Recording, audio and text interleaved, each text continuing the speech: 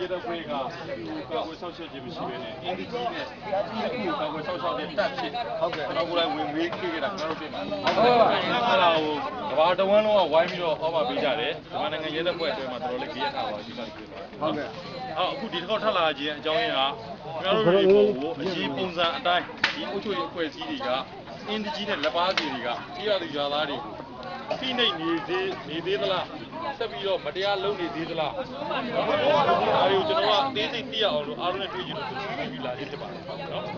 ဒီကြတာတော့ခစ်စနစ်အခုပြောင်းအကြောင်းကိုကျွန်တော်တို့ဒီလက်ကသိအောင်ပြောပြရရင်ခစ်ပြောင်းသွားပါပြီဟုတ်ပြီနော်သမ္မတဦးသိန်းစိန်အစိုးရလက်ထက်မှာအရင်ခစ်ကနဲ့မတူတဲ့ပြည်ပြောင်းလဲရေးကိုတဖြည်းဖြည်းလှုပ်လာတဲ့အခါမှာအခုဆိုရင်တရားသူကြီးချုပ်တွေတော့ထောင်ကြတဲ့လူကြပြုတ်တဲ့လူပြုတ်တဖြည်းဖြည်းလှုပ်လာပါ